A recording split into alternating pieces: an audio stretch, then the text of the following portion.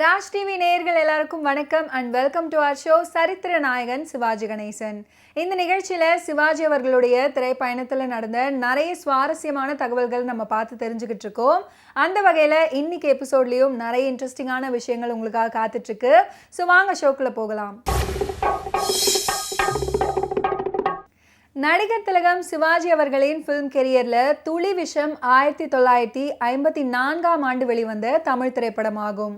பிரபல எழுத்தாளர் சாண்டில்யன் அவர்களின் கதையில் ஏஎஸ்சி சாமி அவர்களுடைய திரைக்கதை, வசனம் மற்றும் இயக்கத்தில் வெளிவந்த இந்த திரைப்படத்தில் Sivaji Ganesan, K R Ramasamy, T Krishnakumari, S V Rangarao, Mukkamala, S D Subbulakshmi, T P Muthulakshmi, T V Radhakrishnan, Kottapuli Jayaraman, K Natarajan, Kerala சகோதரிகள் மற்றும் பலரும் நடிச்சிருந்தாங்க.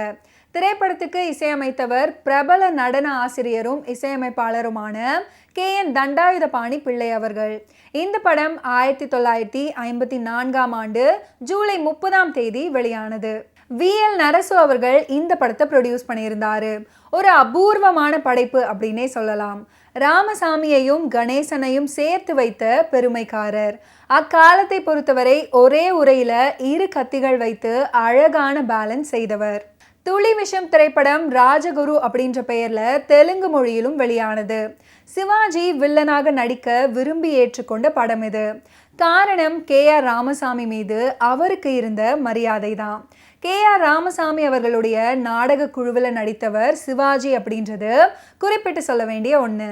என்னதான் ஹீரோவாக உச்ச கட்டத்தில் இருந்தாலும் பல மாறுபட்ட கேரக்டர்களில் சிவாஜி அவர்கள் நடிக்க தயங்குனதே கிடையாது.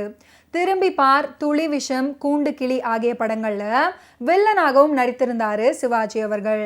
சிவாஜி அவர்களுடைய ஃபிலிம் கெரியரில் அபூர்வ படமான இந்த துளி விஷம் பட செய்திகளை இந்த நிகழ்ச்சியில் தொகுத்து வழங்குகிறோம்.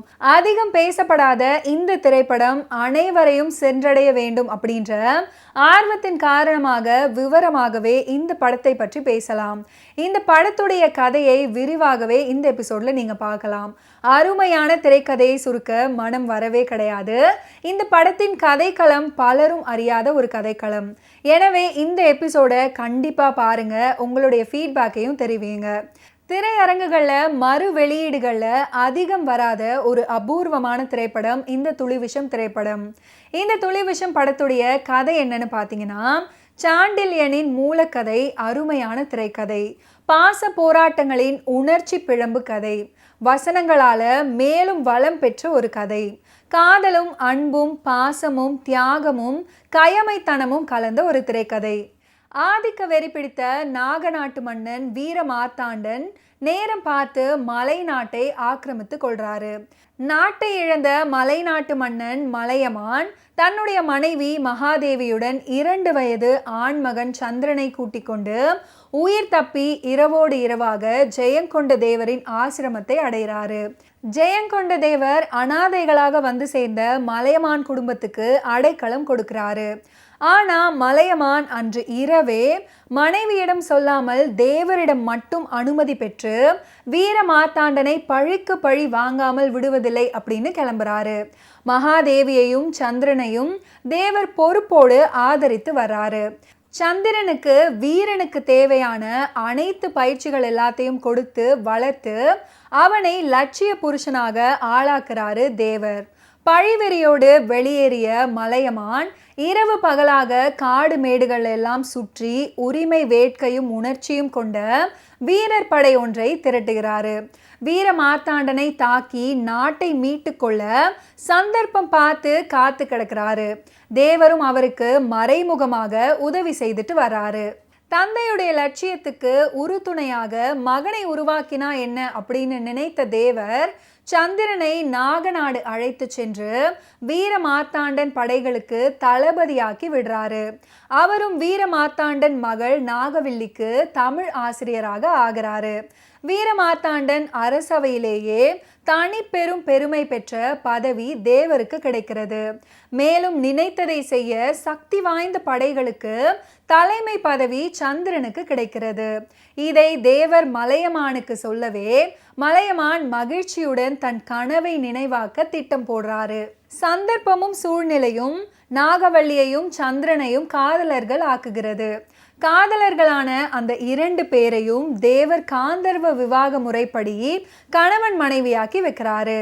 இந்த நிலையில கற்பக நாட்டு மன்னன் சூரியகாந்தன் நாக நாட்டு இளவரசி நாகவல்லியை மணந்து கொள்ள எண்ணம் கொண்டு பெண் கேட்டு வர்றாரு. வீரமார்த்தாண்டன் நாகவல்லி தன் மனம் போல தேடிக்கொண்ட நாயகன் சந்திரன். அதனால அவளுடைய வாழ்வுல நான் தலையிட விரும்பல அப்படின்னு சூரியகாந்தன் கிட்ட தெளிவாக சொல்லிடுறாரு. சந்திரன் அரசு அந்தஸ்து இல்லாதவன் அப்படின்றதுனால அரசவையில பல எதிர்ப்புகள் உருவாகுது. எதையுமே பொருட்படுத்தாம வீரமார்த்தாண்டன் சந்திரன் தான் என்னுடைய மணமகன் அப்படின்னு முடிவாக சொல்றாரு. இந்த சமயத்துல நாக நாட்டின் அரசியல் கொடிய மலையமான் ஆட்கள் அவமதித்ததாக செய்தி வருது.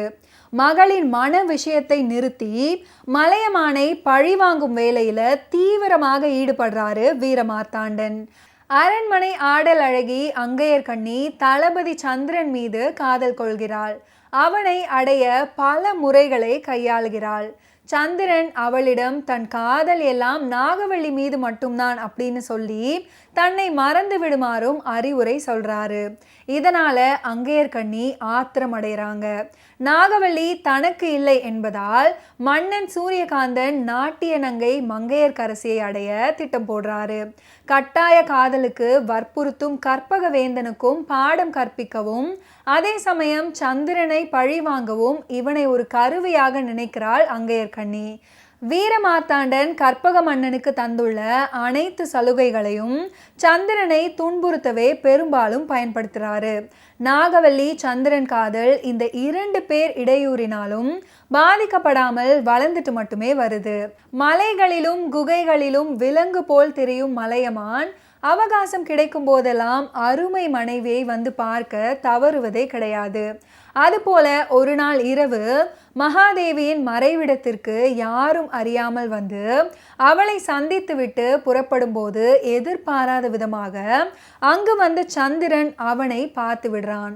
தன் தாய் விபச்சாரம் புரிந்து விட்டதாக ஆத்திரமும் கொள்கிறான்.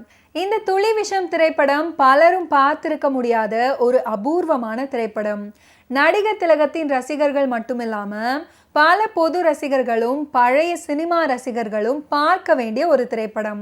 இந்த துளி விஷம் திரைப்படத்திற்கு திரைக்கதை, வசனம், இயக்கம் ASA சாமி அவர்கள். அற்புதமான வசனங்களை எழுதி பாராட்டுகளை பெற்றாரு. வசனங்கள் ஒவ்வொன்றும் பிரமாதமாக அமைஞ்சிருக்கும். கதைக்கேற்ற அம்சமான வசனங்கள். நீதிமன்ற ராஜதுரோக விசாரணை காட்சிகள்ல கதாநாயகன் வில்லனுக்கிடையே நடக்கும் விவாதங்கள் வரவேற்பை பெற்றுச்சு. துளி விஷம் படத்துல கற்பக நாட்டு மன்னன் சூரியகாந்தனாக நடிப்புலக சூரியன் சிவாஜி கணேசன் அவர்கள் நடிச்சிருப்பாரு. நடிக்க வந்த 2 ஆண்டுகள்ல அதுவும் கதாநாயகனாக உச்சங்களில் பயணித்து கொண்டிருக்கும் போதே துணிந்து திரும்பிப்பார் அந்த நாள் அப்படின்ற புரட்சிகளுக்கு பிறகு வில்லன் போன்ற வேடத்துல அனைவரையும் மீண்டும் வீழ்த்திய படம் இது.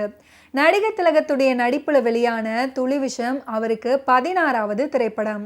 மலை நாட்டுக்கு பெண் கேட்டு விருந்தாளியாக வரும் அவருடைய முதல் காட்சியிலேயே ரசிகர்களை கவர்ந்து விடுவாரு நடிகர் திலகம்.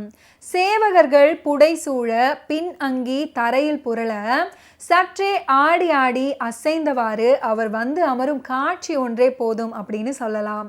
அழகான ஜரிகை பூக்கள் வேலைப்பாடு கொண்ட கருப்பு வண்ண ராஜ உடையில காந்தர்வனாக கம்பீரத்துல ஜொலிப்பாரு. தலையில் சூடப்பட்டிருக்கும் பூஞ்சிறகுகள் கொண்ட தலைப்பாகை சிவாஜி கணேசன் அவர்களின் அழகை இன்னும் கூட்டியிருக்கும். ஓகே வியூவர்ஸ், இன்னைக்கு நிகழ்ச்சியில நடிகர் திலகம் சிவாஜி கணேசன் அவர்களுடைய ஃபிலிம் கெரியர்ல நடந்த நிறைய இன்ட்ரெஸ்டிங்கான விஷயங்களை நீங்க பார்த்து தெரிஞ்சிருப்பீங்க. அடுத்தடுத்த எபிசோட்ஸ்ல சந்திப்போம். நன்றி, வணக்கம்.